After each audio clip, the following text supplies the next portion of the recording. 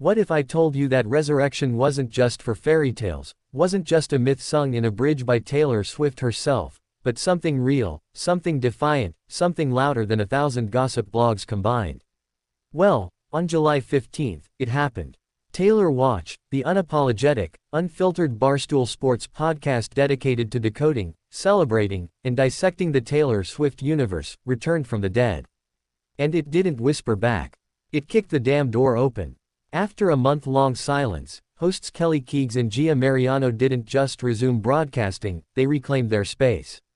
Two women who'd been silenced by legalities, copyright entanglements, and online rumors walked back into the arena like warriors with glitter smeared on their armor. And they weren't shy. "Oh, you thought you could kill us?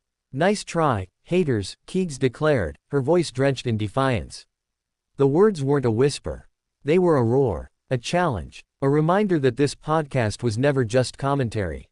It was community. It was fire. It was fangirl journalism elevated to a kind of art form. Beside her, Mariano lit the flame higher. "We have risen from the dead, we do it all the time," she chimed in, quoting Taylor's own rebirth anthem "Look What You Made Me Do," as if to say, you should have known better. This wasn't just episode 152.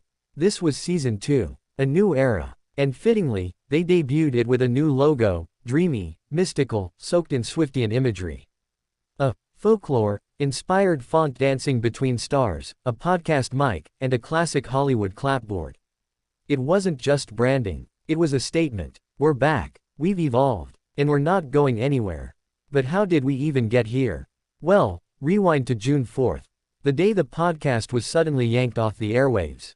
The fandom was confused, the speculation wild. Was it a feud, a fallout, a farewell? Not quite. It was, in the end, about copyright, a labyrinth of legal tape that Barstool Sports founder Dave Portnoy didn't want to entangle the brand in.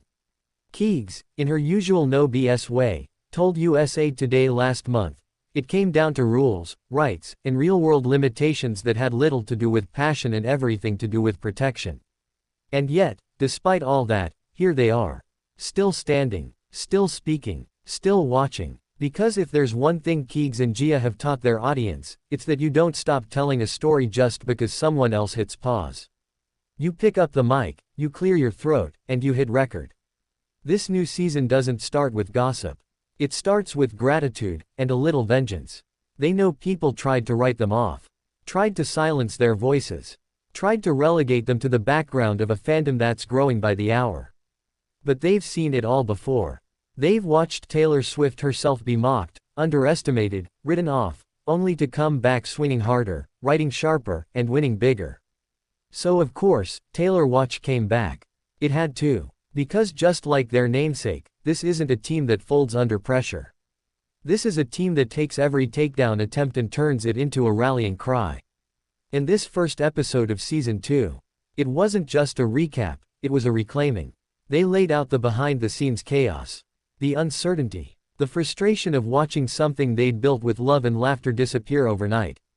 But they also laid down their vision, of where they're headed, what they're covering, and how they plan to expand beyond even what they thought possible.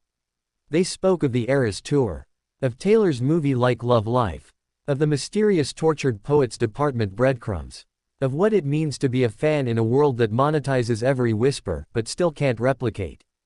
Authentic voice. That's what they have. Authenticity. No clickbait. No corporate polish. Just two women who love music, love story, and love the community that surrounds it. And that community, it's listening. The live chat during the YouTube premiere exploded. Comments flew like confetti. Listeners laughed, cried, shared their own theories, and cheered the return of a voice they didn't realize they'd missed this much. This was more than content. This was a homecoming. So now, Taylor Nation, Swifties, and curious skeptics, lean in. Because Taylor Watch is no longer just a podcast.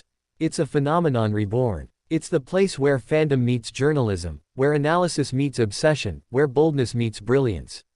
And it's back. So to the critics, nice try. But you can't cancel a voice that speaks for millions. You can't copyright connection. And you sure as hell can't silence a podcast that bleeds glitter and battles like a swift bridge. Keegs and Gia have risen. In season 2, it's going to be legendary.